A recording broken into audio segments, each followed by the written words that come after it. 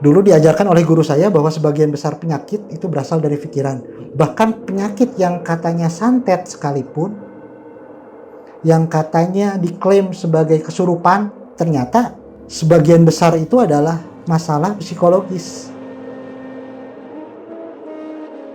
Maaf, ini tahunya siapa, anaknya atau Anaknya, anak dari bapak itu? di bapak itu. Diperkosa sama ipar. Ipar, oleh kakak iparnya. Saya meruqyah dan dia nangis dan habis. Jadi kalau kata Rasulullah dulu kan, gunakanlah ruqyah itu untuk menolong saudaramu. Kata Rasul, untuk menolong saudaramu, bukan untuk mengusir jin.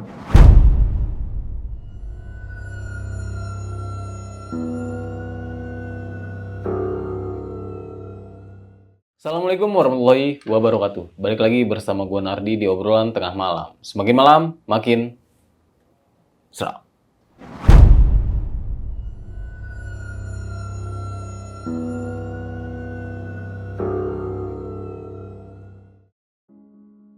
Oke nih sob, kali ini kita kedatangan seorang narasumber, yaitu seorang spiritualis. Penasaran dengan siapa narasumbernya? Langsung aja kita sapa. Selamat malam, Ki Akbar. Selamat malam. Apa kabar, Ki? Alhamdulillah baik. Alhamdulillah, Ki. Terima kasih nih, Ki. Jauh-jauh dari Bandung, Ki. Ya. Datang ke studio obrolan tengah malam ini dan mau membagikan sebuah kisah pengalaman ini. Ketika menyembuhkan atau membantu orang-orang yang terkena santet atau guna-guna. Oke, Ki. Berarti Ki Akbar ini membuka suatu praktek. Jadi untuk saat ini saya baru mulai 2 tahun ini. Saya sebelumnya sekitar tahun 2002 saya pernah membuka klinik di Jalan Malabar, kemudian di Arca Manik Jalan Golf Barat, dan saya pernah menulis buku juga tentang dunia spiritual, penyembuhan, hubungannya dengan penyembuhan dalam hal spiritual dan mental. Itu dalam buku saya, judulnya Biarkan Tubuh Anda Menyembuhkan. Seperti ini, saya tidak ngiklanin buku ini karena buku ini sebetulnya sudah tidak ada, penerbitnya Pustaka Hidayah itu sudah tidak ada. Oh, oke. Sudah bubar, tapi di toko online itu masih ada yang jual buku saya. Oh, oke. Nah, kalau misalnya dari teman-teman yang terkena gangguan atau bisa dibilang terkena santet dan ingin disembuhkan oleh Ki Akbar, itu kalau misalnya teman-teman ada yang mau ngontek Ki Akbar, itu ada sosial medianya atau kemana, Ki? Atau ke nomor telepon WA? Ya, bisa ke WA saya, sosial media ada di Facebook. Apa? Ada di Facebook saya Abu Sadra. Kemudian untuk sementara saya baru Facebook saja barangkali ya. Oh, berarti Facebook sama WhatsApp ya? Ya, WhatsApp. Mungkin nanti kita cantumin di bawah sini, Ki, ya, untuk nomor WhatsApp Ki Akbar yang pengen dibantu oleh Ki Akbar nih.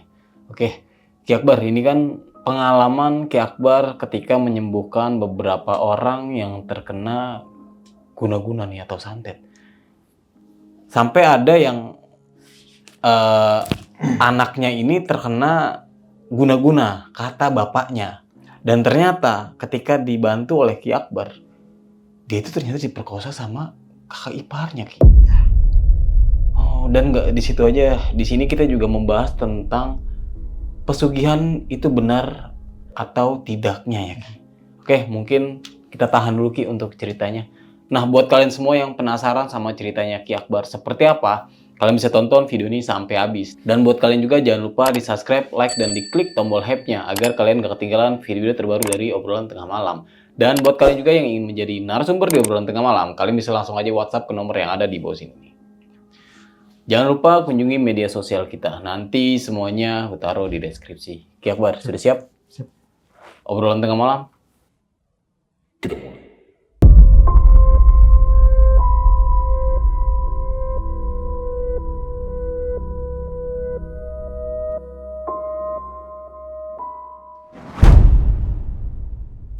Oke, Ki Akbar, itu gimana tuh cerita lengkapnya, Ki? Silakan. Oke, saya mulai bahwa ketika itu sekitar tahun 93, ketika itu saya memang sudah mulai menggemari meditasi, latihan pernapasan. Nah, sampai saya pernah suatu hari saya bermeditasi dengan teman saya tiba-tiba saya dibawa ke saya merasa saya dibawa naik ke tangga oleh 2 punggawa. Saya naik ke tangga. Kemudian saya kaget dan saya jatuh. Nah, ketika saya jatuh itu saya bangun sadar. Dan ternyata teman saya juga mengalami apa yang saya alami, bahwa dia juga seperti itu juga. Dulu saya berpikir ini fenomena mistik, fenomena supranatural, dibawa ke alam gaib. Nah, itulah yang barangkali yang membuat saya penasaran dan saya semakin menggali. Nah, sekitar tahun 95 ketika ramai-ramainya ilmu tenaga dalam, saya berlatih tenaga dalam. Saya berlatih perguruan namanya Zulfikor tahun 95 sampai saya jadi asisten pelatih itu tahun 98. Nah, tiba-tiba muncul satu klaim yang sedang marak di Indonesia ketika itu. Sekitar tahun 99. Saya mengikuti pelatihan Reiki tradisi Usui dari Master Reiki Rahmat Darmawan. Beliau orang Bogor. Rahmat Darmawan ini adalah muridnya Yan Nurindra almarhum. Dan alhamdulillah saya pun sempat berguru juga ke Pak Yan Nurindra. Dia membawa Reiki dari beberapa tradisi, di antaranya tradisi Usui dari Jepang.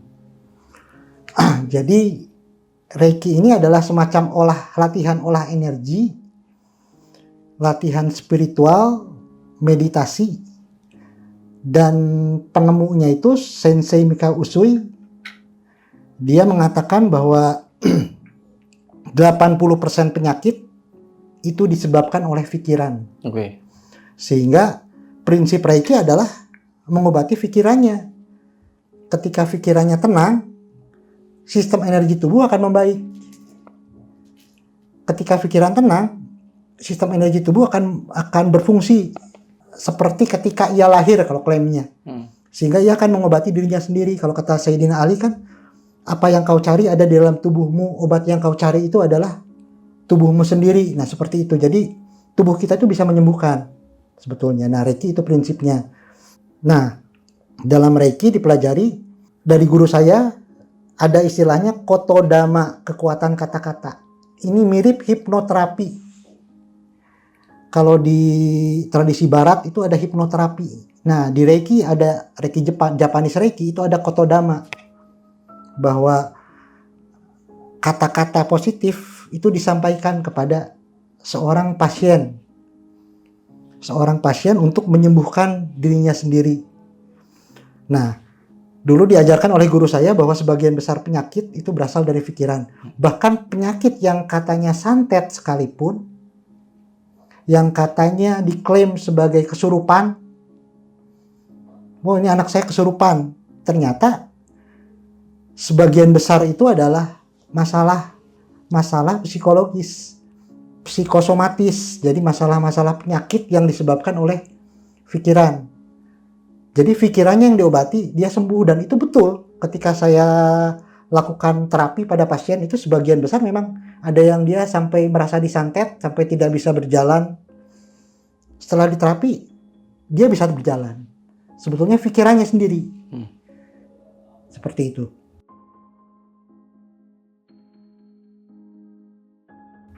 Nah, tapi apakah santet itu memang ada? Apakah kesurupan itu memang ada? Ada, tapi jarang atau langka. Kalau kata guru saya dulu, saya pernah datang ke Pak Kasman Sujai misalnya. Dia terkenal dulu sebagai Raja Jin Pulau Jawa.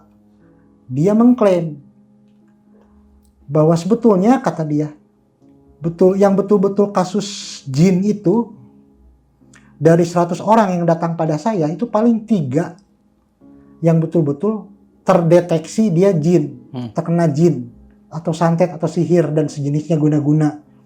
97 lainnya, itu adalah penyakit dari pikirannya sendiri. Sama seperti yang Sensei Mikao Usui pernah katakan bahwa sebagian besar penyakit itu dari pikiran. Sehingga Reiki itu prinsipnya adalah mengobati pikirannya, mengobati alam bawah sadarnya. Mirip hipnoterapi. Seperti itu. Kemudian uh, bagaimana mekanisme Reiki dalam menyembuhkan. Biasanya nanti ada proses. Jadi begitu diobatin itu nggak langsung sembuh begitu saja. Biasanya ada proses muntah-muntah. Mirip seperti ruqyah. Muntah-muntah, panas, berkeringat. Itu adalah indikator awal bahwa memang ada masalah. Mirip dengan ruqyah karena sebetulnya, dan saya pun belajar ruqyah, saya seorang praktisi ruqyah juga. Persamaannya adalah sama-sama menggunakan vibrasi energi. Kalau ruqyah itu menggunakan vibrasi energi dari Al-Quran. Sementara Reiki menggunakan vibrasi energi dari energi tubuh dan alam semesta. Persamanya, titik persamanya itu. Nah, di sini pun saya ingin menyampaikan juga beberapa kritik terhadap teman-teman peruqyah. Intinya begini, ada kesalahan orientasi ketika kita meruqyah seseorang. Yang saya lihat ini di lapangan seperti itu. Begitu pasien datang, itu sejak awal dikatakan ini jin. Kemudian diusirlah jinnya. Padahal tidak semudah itu mendiagnosa ini jin atau tidak. Ini setan atau tidak. Eksorsisme yang terjadi di dunia Katolik misalnya. Itu perlu waktu sampai 3 bulan seperti di salah satu channel YouTube lain. Itu perlu waktu setidaknya sampai 3 bulan bahkan 1 tahun untuk hanya mendiagnosa betulkah ini setan ataukah hanya masalah-masalah psikologis. Itu perlu waktu. Kalau ini begitu datang ke ahli ruqyah kadang-kadang sudah diklaim ini jin. Jinnya diusir. Padahal tidak semudah itu. Tidak semudah itu. Indikatornya sebetulnya diantaranya yang saya rasakan itu ketika kita menyalurkan energi pada pasien atau membacakan ruqyah, kalau terjadi reaksi dari tubuh kita berupa misalnya merinding, dingin, lembab, itu ada kemungkinan memang betul gangguan itu, gangguan setan dan sejenisnya. Sebagian besar itu pikiran. Saya ceritakan kasusnya, ada seorang wanita sekitar tahun 90, tahun 2000 yang datang ke tempat saya. Dia datang ke klinik dengan kendaraan dari Subang dengan mobil, digotong, dari mobil itu dia digotong. Dikatakan bahwa bapaknya yang menggotong, dia bilang bahwa anak saya ini kena guna-guna. Dia lumpuh dan tidak bisa berbicara. Ketika itu saya salurkan energi ketika adzan maghrib dan saya minta izin sholat dan diteruskan oleh teman saya. Ketika Isya, sholat Isya, azan Isya, itu tiba-tiba si pasien itu menjerit histeris, nangis dia, gitu. Saya bilang lepaskan semua. Dia makin keras. Nah kata bapaknya itu jinnya ada keluar katanya. Saya bilang bukan Pak, ini bukan jin. Lepaskan semuanya, lepaskan. Ketika sudah mulai habis, akhirnya mulai reda tangisannya. Nah, saya bilang, sekarang ceritakan pada bapakmu pakai bahasa Sunda ya. Sok ayeuna carioskeun we aya masalah naon. Ceritakan aja ada masalah apa. Jangan kamu dapat berbicara dengan sangat lancar, silahkan ceritakan masalahnya apa. Dia bilang, saya diperkosa oleh Aian. Aian tuh iparnya. Jadi si istrinya ini diperkosa sama Bukan istrinya. Perempuan itu umur 19 tahun, dia diperkosa oleh ipar. Jadi masalah mental. Maaf, ini 19 tahunnya siapa? Anaknya atau? Anaknya. Anak dari bapak itu? Dari bapak itu. Diperkosa sama ipar? Ipar. Oleh kakak iparnya. Oke. Jadi bukan jin, ini masalah mental. Nah itu sebetulnya saya pun meruqyah. Saya meruqyah dengan diantaranya dengan doa Ahlul Bait. Saya meruqyah dan dia nangis dan habis. Jadi kalau kata Rasulullah dulu kan gunakanlah ruqyah itu untuk menolong saudaramu. Kata Rasul untuk menolong saudaramu, bukan untuk mengusir jin. Dalam Quran misalnya kan, Quran ini sebagai syifa, sebagai petunjuk hudan ya, kemudian rahmah, dalam Quran itu dikatakan seperti itu. Jadi Quran itu adalah penyembuh, sebagai petunjuk, sebagai rahmat bagi siapa? Bagi manusia, bukan untuk ngusir jin. Prinsipnya itu. Ini salah kaprah dari awal. Sudah untuk ngusir jin ya udah, orientasinya sudah salah ya. Ada beberapa kejadian yang pada akhirnya malah tidak sembuh, misalnya seperti itu. Apakah ruqyah bisa digunakan untuk menyembuhkan jiwa? Sangat bisa, memang iya, dia untuk menyembuhkan jiwa. Nanti jiwa yang tersembuhkan tadi, energinya pulih, dan dia dapat mengobati dirinya sendiri. Ketika kesadarannya sudah mulai pulih, dia otomatis mengusir jin dalam dirinya, kalau memang betul ada jin. Kalau tidak ada jin bagaimana? Ya itu mentalnya diperbaiki. Dengan ruqyah tadi, betul bisa. Nah, seperti itu. Nah, jadi sebagian besar itu memang masalah-masalah mental, psikosomatis, masalah alam bawah sadar. Termasuk beberapa bulan lalu saya pernah ada yang datang dan menelpon saya, meminta saya datang ke tempatnya. Dia punya bengkel, nggak apa-apa saya ceritakan ya. Dia tersugesti karena di bengkelnya itu ada seorang paranormal yang mobilnya kebetulan di servis di situ. Paranormal itu bilang, awas Pak, ini ada gangguan jin, ini ada setan, katanya ini ada yang menyerang Bapak. Dia tersugesti oleh kata-kata si paranormal tadi. Karena tersugesti, akhirnya dia mulai sering sakit-sakitan, dan ketika diterapi ternyata nggak ada. Masalah itu nggak ada, itu hanya masalah pikiran. Dia tersugesti, jadi sugestinya yang saya hilangkan, sugesti dari si. Nah, dalam waktu setengah jam dia sendawa dan akhirnya sembuh normal, gejala psikosomatisnya hilang. Nah, seperti itu, kurang lebihnya seperti itu. Jadi sebagian besar itu masalah pikiran. Tapi apakah ada kasus guna-guna? Ada.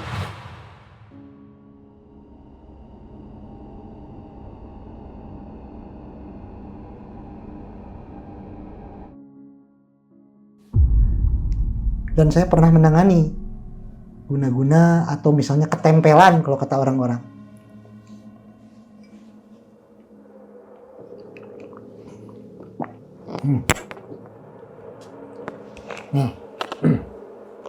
Ada pernah tahun 2002 itu kita buka klinik di Jalan Malabar. Dan ketika itu ada seorang yang mengundang dari Ciwidey kalau tidak salah, dari Ciwidey, dan kita bersama tim pergi ke Ciwidey. Kita mengobati para petani yang sakit ketika itu. Kemudian ada seorang yang datang, dia datang pada saya dan dia menceritakan bahwa dia tadinya seorang pemilik usaha angkot. Angkotnya sampai 13. Dia cerita. Dan setelah angkot ke-13, dia mulai sering sakit-sakitan jadi dia melihat ular awalnya masuk ke rumahnya. Dan sejak itu dia sering sakit-sakitan di ulu hati. Dan dia sering sakit, dan kalau azan maghrib dan dia mencoba sholat, dia sakit seperti ditusuk. Karena saya biasa menangani masalah yang pada akhirnya psikologis, saya pikir ini psikologis lagi, ini pasti mungkin mental lagi. Saya salurkan, ternyata malah saya muntah. Saya muntah, teman-teman yang mengobati saya pun, yang mengobati pasien itu pun ikut membantu ya. Mereka semua muntah. Di situ saya pikir ini pasti ada sesuatu. Ini pasti tidak sekedar penyakit pikiran. Akhirnya kita coba terapi lagi. Dan lagi-lagi kita tidak kuat. Nah, yang ketiga ini kita bilang ke teman saya, kita coba maksimalkan. Ente punya bacaan apa, kita bacakan. Energi kita spiritualkan, kita hubungkan dengan Tuhan, kita pasrah, kita bacakan doa apa yang kita mampu. Nah, kemudian kami semua mencoba membaca semua yang kami mampu. Saya baca doa tawasul, kemudian pada akhirnya mulailah pasien yang muntah. Kalau tadinya kami yang muntah, ini mulai pasien yang muntah.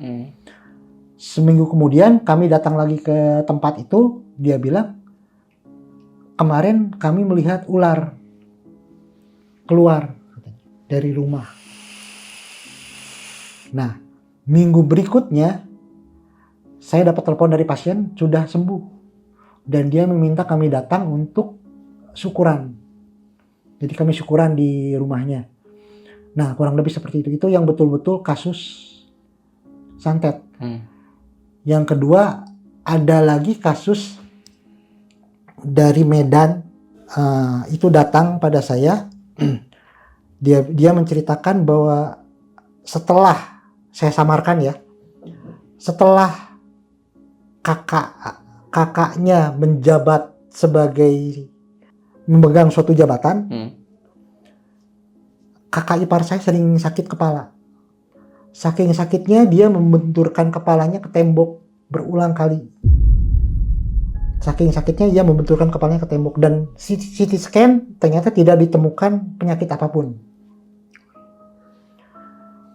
Nah, pada saat itu mungkin tidak seperti sekarang yang ada WA ya. Sekarang gampang komunikasi, dulu sulit, komunikasi itu sulit. Kemudian di situ mulailah pasien saya terapi secara jarak jauh. Saya terapi jarak jauh. Hari pertama tidak ada perubahan. Hari kedua tidak ada perubahan. Sampai hari, kalau tidak salah minggu pertama mulai ada reaksi muntah-muntah, mulai ada reaksi. Sampai hari ke-19 pasien merasakan sakit di kepalanya dan pingsan. Pasien masuk ke rumah sakit dan setelah sampai di rumah sakit dokternya sedang tidak ada ketika itu karena jam 12 malam. Nah, jam 12 malam itu dia bangun, sadar. Sakitnya hilang dan dia minta pulang ke rumah.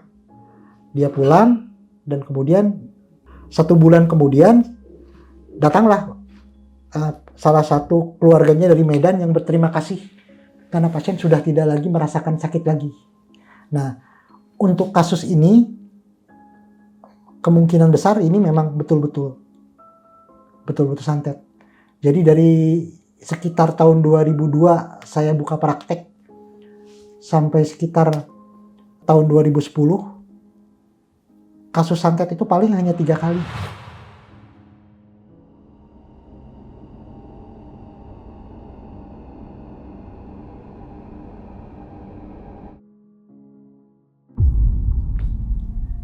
Dari ratusan pasien yang datang pada saya yang mengira penyakitnya santet, padahal sebetulnya bukan. Santetnya hanya 3 kali. Kalau dia bukan santet, reaksinya memang mirip ya. Ada histeria, ada nangis. Karena memang santet pun sebetulnya dia mengganggu mentalnya diganggu. Nah, ketika mentalnya kita terapi, reaksinya yang muncul ya ke permukaan dari mentalitasnya, dari alam bawah sadar lah katakanlah. Yang muncul ke permukaan ya berupa reaksi itu. Nangis, berteriak-teriak, hampir sama. Perbedaannya diantaranya gini. Kalau betul-betul santet, biasanya merindingnya beda. Bulu kuduk kita merinding ya. Ada hawa dingin. Hawa dingin. Kalau gangguan jin ya, biasanya itu hawa dingin. Tapi kalau ada hubungan dengan santet, kadang-kadang ada, atau teluh, itu kadang-kadang ada yang panas. Sekitar ruangan juga terasa panas, gitu. Termasuk keluarga yang ikut menyaksikan itu merasakan panas. Biasanya itu. Dan seperti tadi yang saya katakan bahwa misalnya di agama lain, itu ada istilah eksorsisme, pengusiran jin, pengusiran sihir. Itu kadang-kadang butuh waktu sampai 3 bulan untuk mendiagnosa bahwa betulkah itu setan, betulkah itu kuasa gelap. Itu butuh waktu 3 bulan atau setahun bahkan untuk betul-betul mendiagnosa itu setan atau bukan, kuasa gelap atau bukan. Nah, seharusnya seperti itu. Jadi tidak bisa begitu datang, oh ini pasti santet, bukan. Tidak semudah itu mendiagnosa seseorang. Jadi perlu dilihat dulu dari ya tadi dari gejala-gejala tadi yang muncul ke permukaan dan kemudian kita merasakan apa, keluarga yang sekitar merasakan apa. Biasanya kalau santet katanya kan ada mimpi-mimpi. Dia biasa diganggu oleh mimpi-mimpi tertentu. Biasanya seperti itu. Dan ya di lapangan memang itu. Ada mimpi-mimpi yang sama, misalnya mimpi ular hitam. Mimpi bertemu dengan seorang nenek-nenek misalnya gitu. Nah, kemudian kita membahas tentang gangguan makhluk halus pada seseorang, di antaranya misalnya kesurupan atau ketempelan katanya kan. Atau misalnya erep-erep kalau kata orang Sunda. Erep-erep ini sebetulnya sebagian besar itu pun lagi-lagi masalah gangguan yang terjadi di alam bawah sadar. Rasa takut misalnya yang mencekam, ketakutan dikejar-kejar hutang, itu bisa menimbulkan erep-erep juga. Erep-erep juga bisa karena masalah-masalah pada organ tubuh. Karena saya juga sempat mempelajari ilmu akupuntur juga. Nah, jadi erep-erep itu diantaranya itu. Tapi ada juga erep-erep yang memang gangguan jin, tapi itu sangat langka. Nah, kesurupan juga sama. Sebagian besar itu histeria. Sebagian besar gejala dari alam bawah sadar yang muncul ke permukaan. Misalnya, bahkan termasuk ada kesurupan massal di sebuah pabrik misalnya. Mungkin yang betul-betul kesurupannya hanya seorang. Yang lain hanya histeria massal. Hanya merasakan takut, cemas yang berlebihan. Ini ada yang kesurupan, dia cemas. Dan dia akhirnya ikut-ikut menjerit, ikut menangis, tidak sadar. Itu hanya histeria massal. Biasanya kesurupannya barangkali hanya satu orang. Kalau betul-betul itu kesurupan. Tapi sebagian besar itu hanya, lagi-lagi hanya pikiran. Jarang sekali kasus yang betul-betul kesurupan. Nah, misalnya begini. Kalau ada orang kesurupan mengaku hantu Jepang misalnya. Coba ajak bicara dengan bahasa Jepang. Kalau dia bisa bicara dengan bahasa Jepang, itu betul-betul kesurupan yang sebenarnya.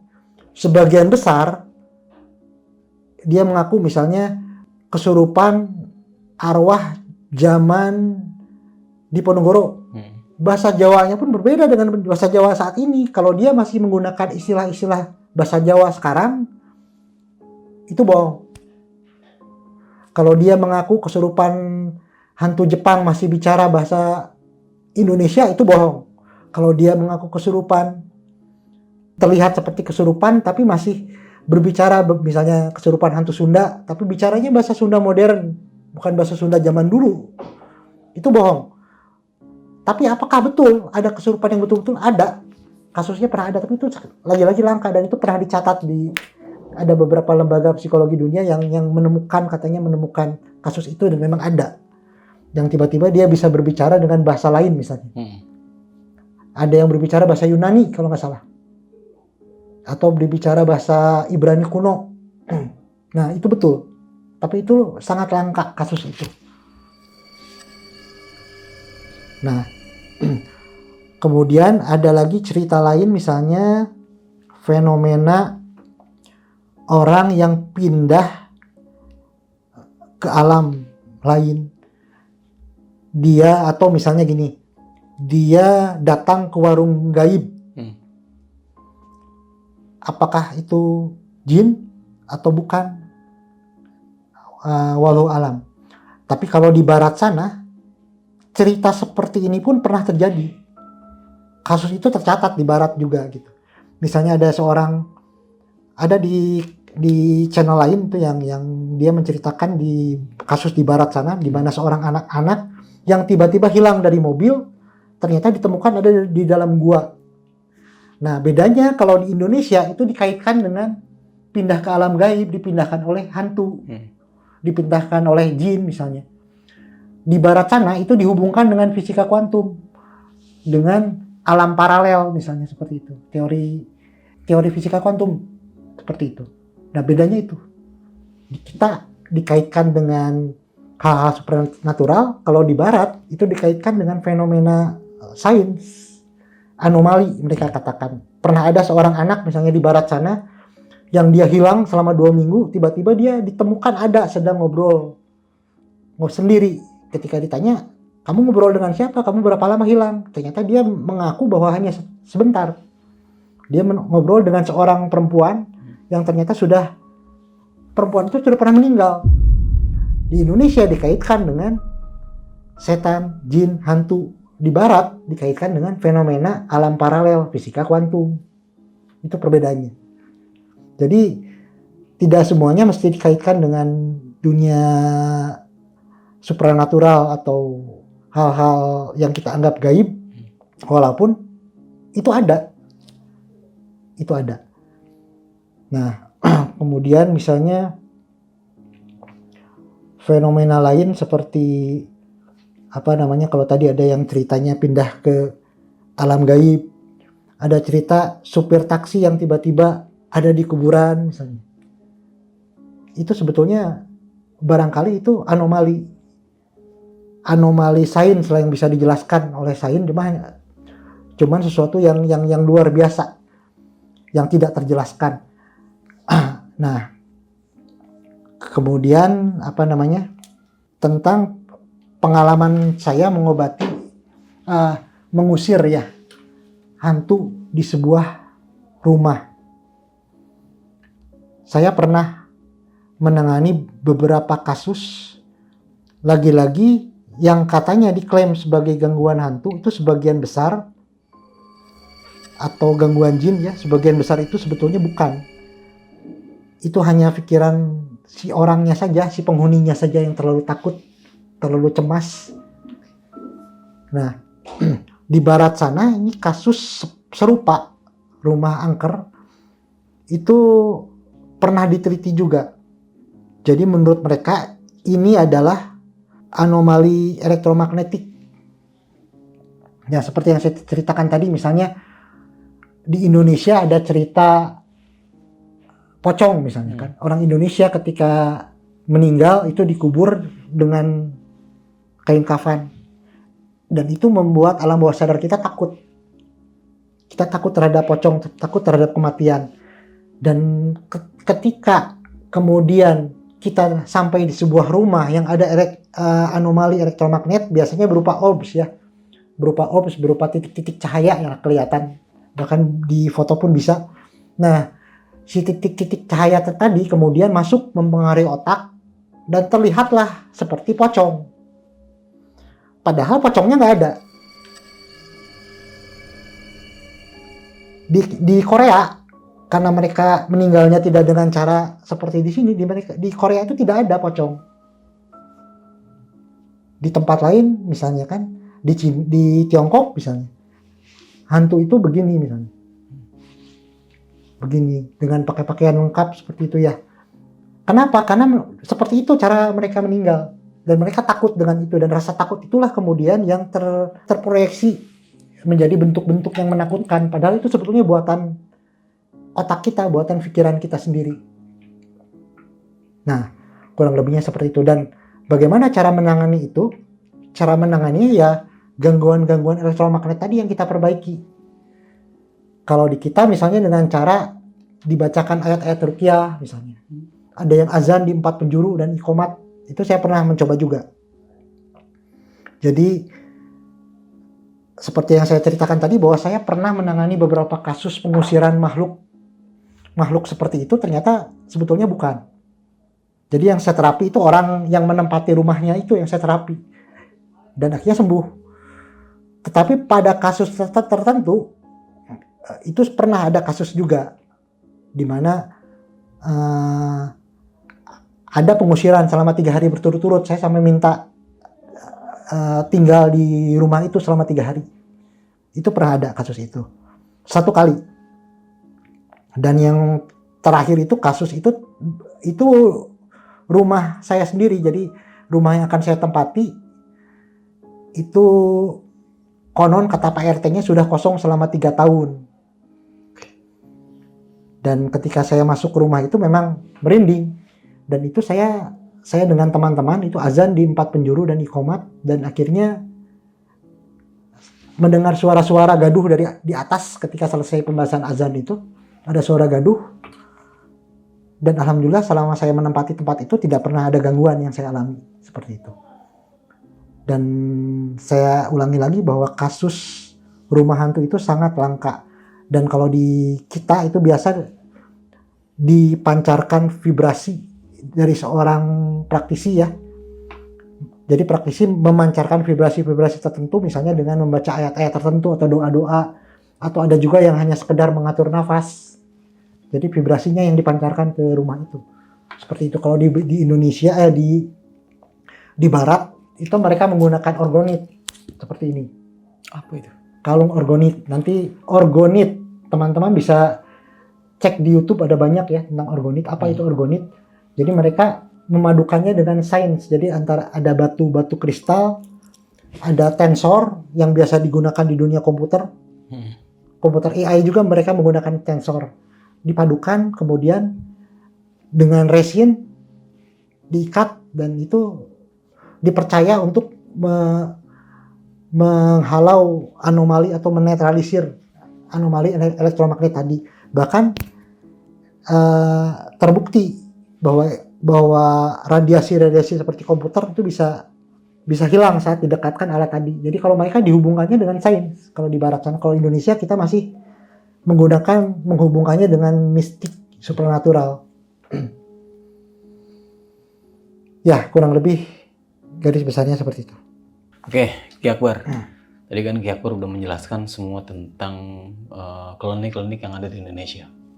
Gitu kan. Dan nggak di situ aja juga, Ki Akbar juga menjelaskan beberapa setan-setan yang mungkin banyak banget yang dialami oleh orang-orang mungkin ya di Indonesia ini. Dan mungkin salah satunya juga narasumber kita juga. Gitu kan, dia waktu itu beberapa kali menceritakan tentang kejadian-kejadian horor yang mereka alami. Nah, salah satunya yang aku penasaran nih Ki, tentang pesugihan. Kan kita ada beberapa narasumber, yaitu mungkin dia juga pelaku dari pesugihan tersebut. Nah, menurut Ki Akbar, dari pesugihan itu seperti apa Ki?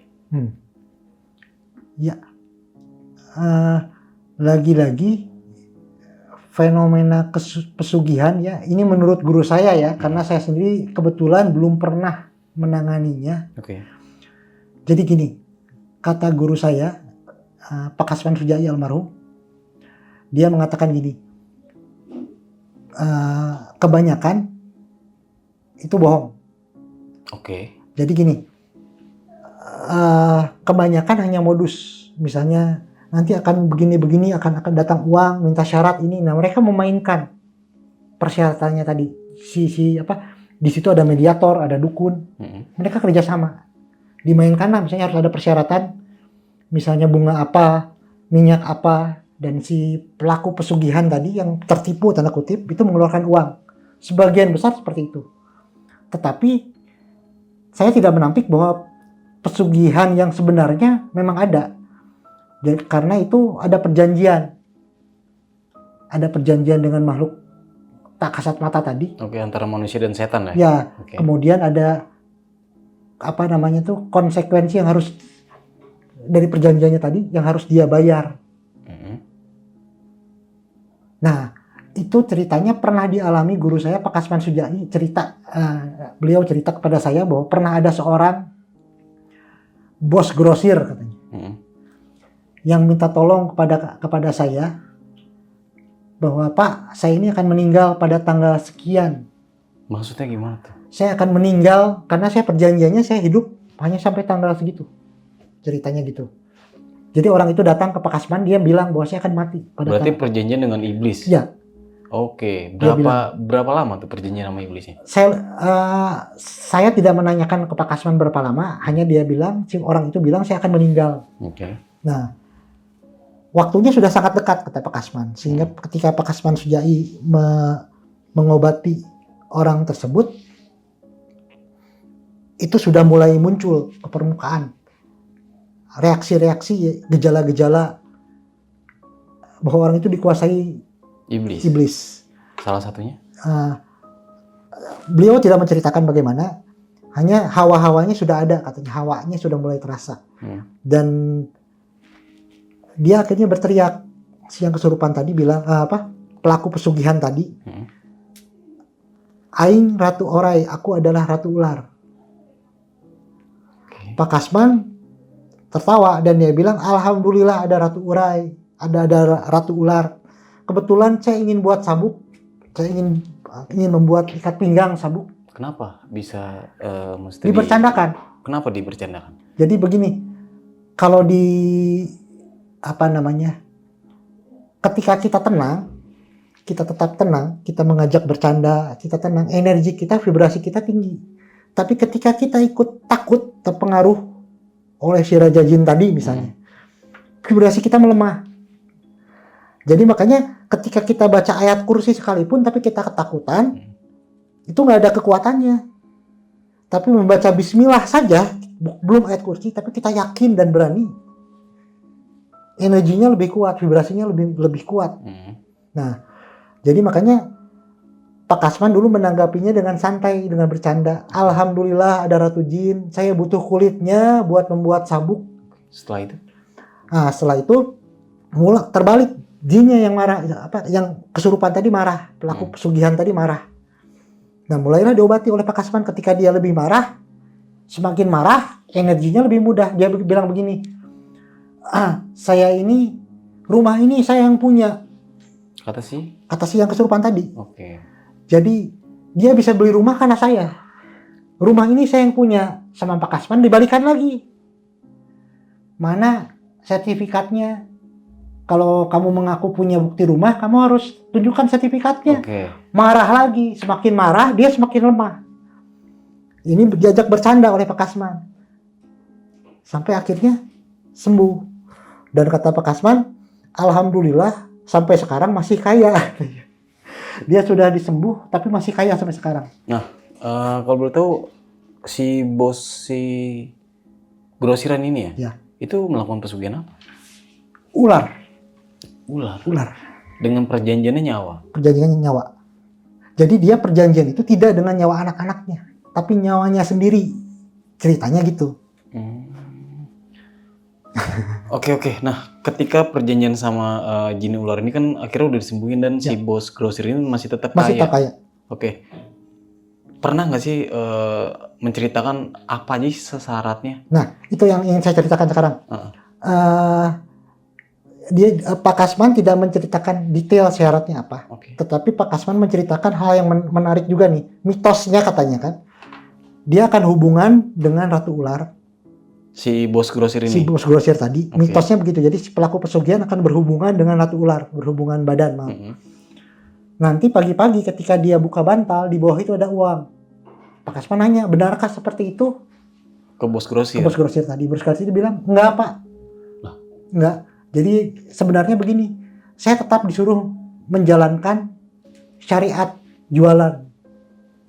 Jadi kalau jualan aqua gelas, misalnya jualan air mineral, misalnya jualan rokok, tetaplah jualan rokok.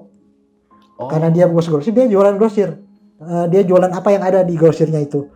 Tapi menariknya gini. Jadi misalnya si orang itu ngasih pembeli, konsumen, dia memberikan uang 100.000.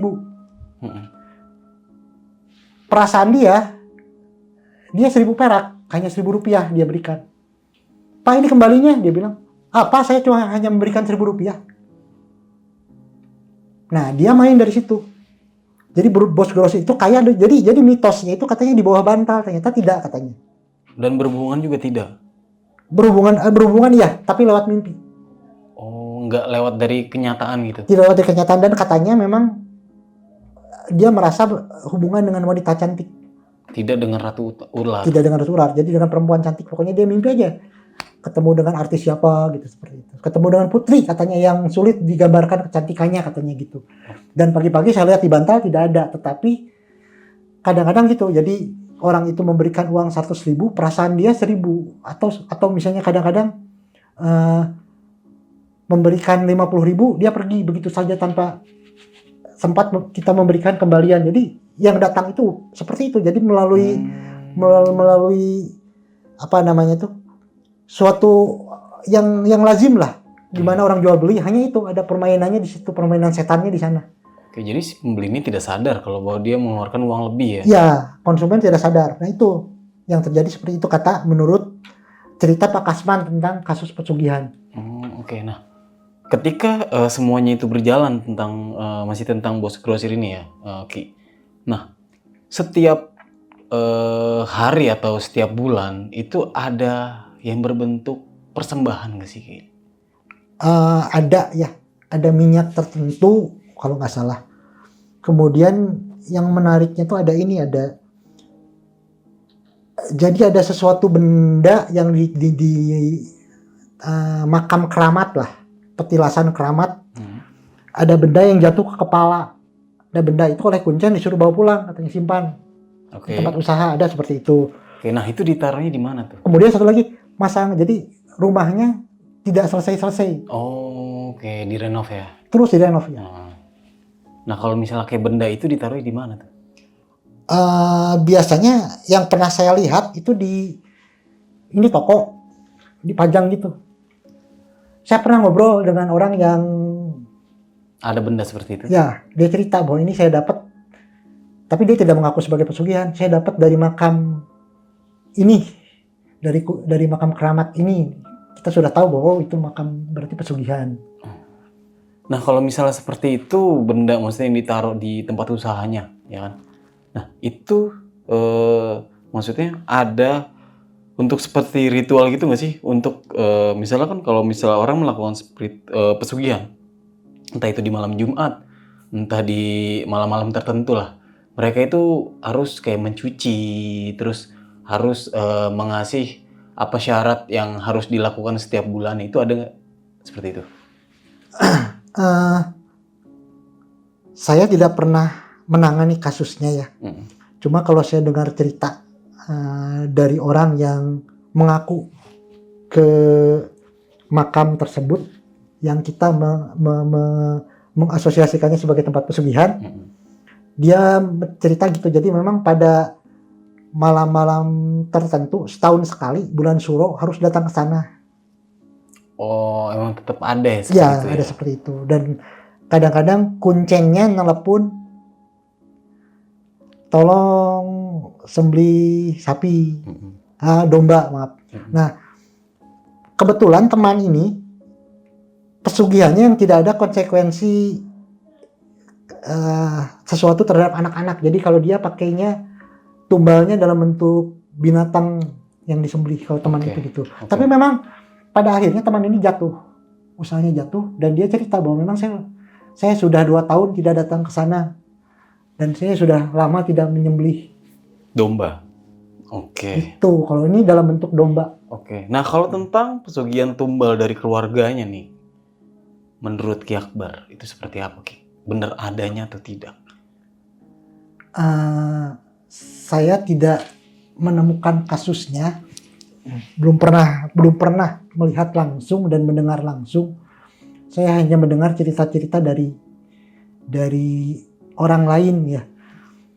Tapi memang mungkin cara kerja setan itu seperti itu, ada perjanjian di sana, ada yang harus ada kesenangan sesaat yang harus diterima, dan ada konsekuensi yang harus dibayarkan setelah menjalani kesenangan, dan itu masih masih logis-logis saja. Jadi artinya saya sudah senang, maka sudah itu saya akan ada konsekuensi dari kesenangan sesaat yang saya terima. Memang seperti itu, sepertinya hukum semesta ya, cuman caranya salah. Oke. Tapi kan yang namanya azal itu nggak ada yang tahu, Ki. Ya.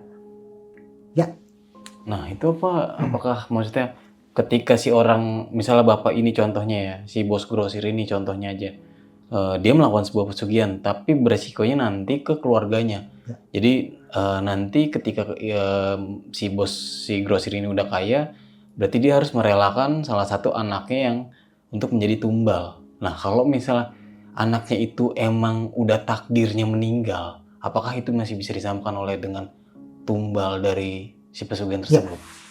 Ya. Mungkin pembahasannya agak berat juga nih, karena akan berbicara tentang takdir. Kalau dalam Quran yang saya tahu ada ayat yang kurang lebih beginilah. Allah lah yang berkuasa menetapkan segala sesuatu. Nanti saya cari ayatnya ya. Allah yang berusaha menetapkan segala sesuatu dan Allah pula yang berkehendak menghapuskannya. Jadi sebetulnya takdir masih bisa, yang ditetapkan itu masih bisa berubah. Di antaranya dengan doa, usaha, sedekah. Ya, seperti itu. Ketika kita misalnya rajin bersedekah, bala kita, bencana yang harusnya kita terima hari ini misalnya dengan kita sedekah itu akan tertolak.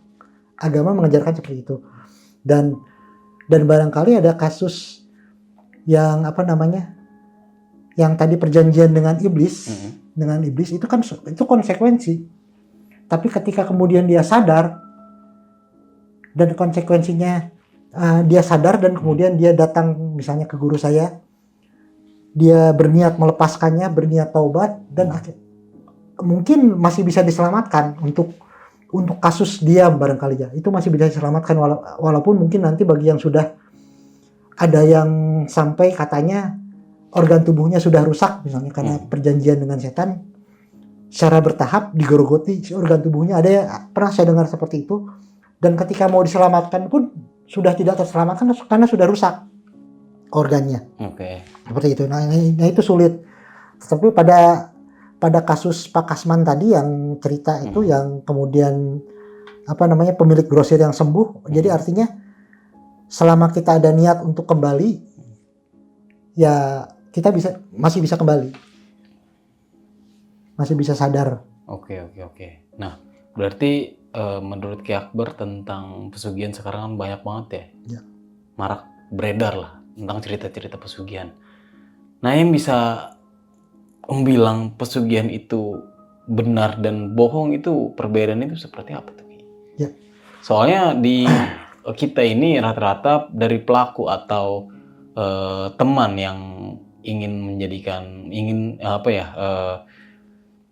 tumbal lah gitu oleh si temannya ini karena pesugihan, itu selalu gagal dan nggak ada yang pernah sukses. Makanya saya juga maksudnya penasaran gitu, kenapa banyak banget yang melakukan seperti itu kok selalu gagal gitu, jarang banget malah nggak ada yang pernah sukses. Ya, betul. Nah, menurut Ki Akbar gimana? Lagi-lagi barangkali akan berhubungan lagi dengan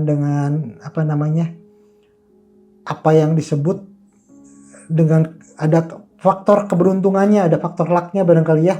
Ada cerita, ada teman saya yang dia pergi dengan dengan temannya minta diantar. Si A dan si B lah katakan. Si A melakukan pesugihan. Nah, begitu datang, ternyata si ratu ularnya malah cenderung ke si B.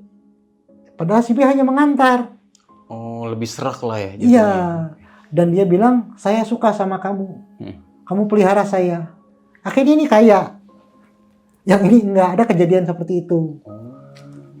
Malah kebalik. Malah kebalik. Padahal yang ngeluarin duitnya, yang datangnya, nyponsorinya ini si A gitu. Yang datang ke sananya si A.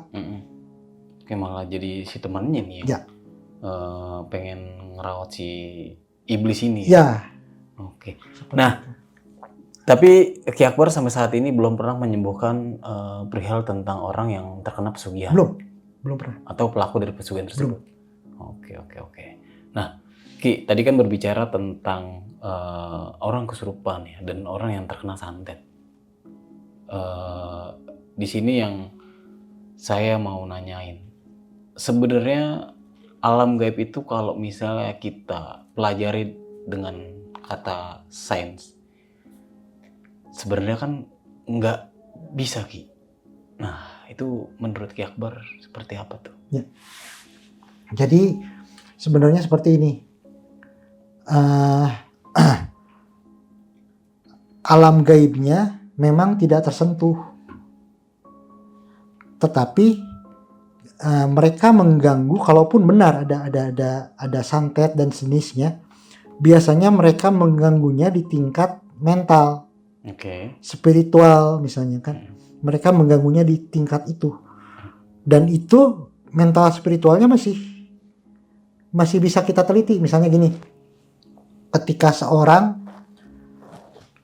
ketakutan melihat sesuatu yang menakutkan. Mm-mm. Dia takut apakah halusinasi, apakah jin. Hmm. Biasanya reaksi otaknya sama.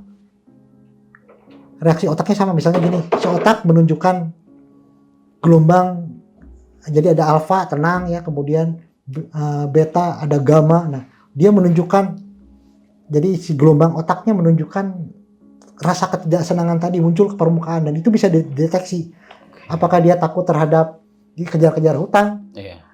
apakah takut terhadap jin, itu bisa dideteksi, dan itu masih bisa ditangani. Misalnya diberikan obat bius, sehingga beberapa kasus diberikan obat bius dia tidur.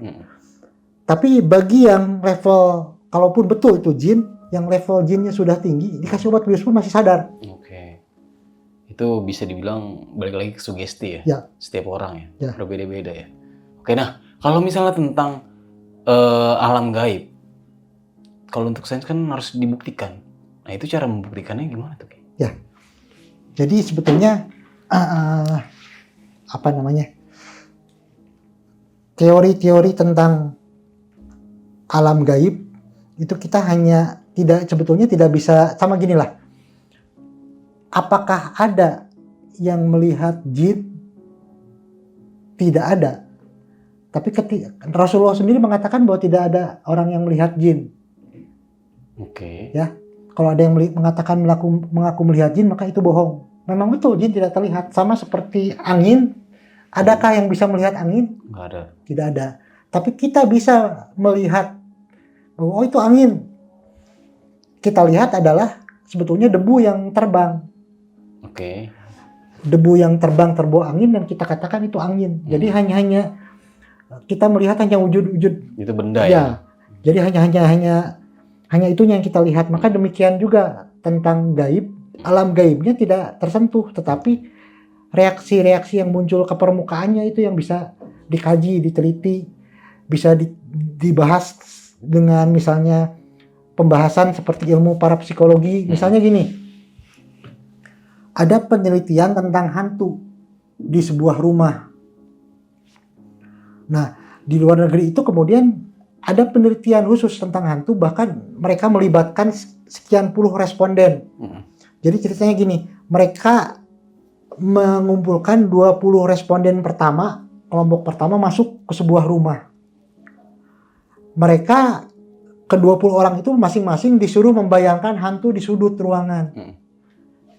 Kemudian 20 orang ini meninggalkan ruangan, masuklah 20 orang berikutnya, kelompok lainnya. Nah, kelompok yang kedua, masing-masing seorang-seorang masuk ke rumah itu. Lampu digelapkan. Mereka bilang, itu di sudut itu ada hantu. Oke. Jadi ke-20 orang yang kedua, kelompok kedua itu mereka melihat ada hantu. Nah, menurut peneliti, hantu itulah yang diciptakan Dari sugesti orang itu sendiri. oleh sugesti orang itu pertama. Jadi yang pertama itu yang merasakan membayangkan hantu di sudut.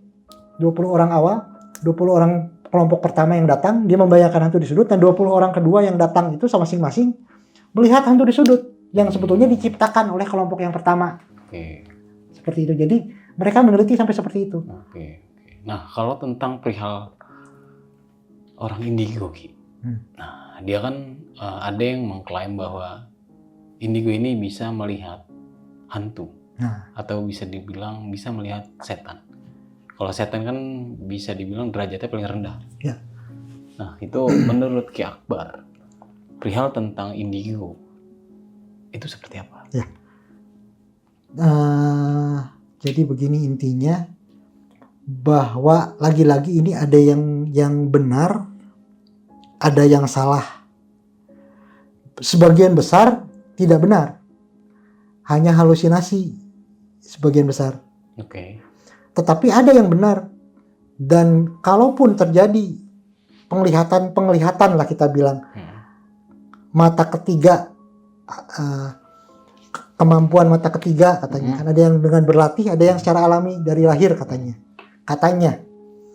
Nah, sebetulnya yang mengklaim indigo ini pun tidak sulit untuk dibuktikan. Sebagian besar hanya klaim-klaim sepihak, dan sebagian besar tidak benar. Tetapi ada yang benar. Yang benar itu pun sebenarnya hanya Mereka hanya melihat gambaran-gambaran yang kemudian mereka tafsirkan, interpretasikan. Misalnya gini, misalnya begini. Atau kadang-kadang dalam bentuk lambang misalnya. Dan kadang-kadang salah interpretasinya. Misalnya begini, saya melihat, misalnya Mas ya, saya melihat membawa pisau. Saya melihat dari jauh. Oh, ini lagi bawa pisau, ini ada anak saya, oh mau dibunuh. Kemudian saya tafsirkan, oh anak saya mau dibunuh. Padahal tidak seperti itu. Kenyataannya Mas bawa pisau untuk membelah kue ulang tahun buat anak saya. Makanya banyak terjadi karena seorang dukun misalnya. Karena seorang indigo sampai suami istri sampai cerai. Karena barangkali kalaupun benar itu bisa jadi salah tafsir. Di barat sana diistilahkan kemampuan indera keenam tadi dengan extra sensory perception. Jadi persepsi yang ekstra. Namanya persepsi itu bisa salah. Persepsi berhubungan dengan penafsiran kan. Dan itu bisa salah. Makanya kalaupun ada seorang indigo yang mengatakan begini-begini ya kita dengar aja. Kita catat gak apa-apa. Tapi itu bisa salah. Tetapi ya itu yang saya tegaskan, namanya persepsi bisa salah. Kedua, bahwa itu datang biasanya dalam bentuk gambaran-gambaran, lambang-lambang, simbol-simbol yang interpretasi atau penafsirannya bisa salah. Seperti itu udah. Mungkin pertanyaan terakhir nih Ki. Tadi kan Ki Akbar bilang setan itu sugesti dari setiap orang. Kalau misalnya tentang pembukaan mata batin. Nah, ketika ada orang yang ingin dibuka mata batinnya itu kan otomatis katanya itu bisa langsung melihat setan yang ada di depan kita. Nah, itu menurut Ki Akbar lagi nih, itu seperti apa? Sebagian besar itu sugesti. Balik lagi berarti sugesti.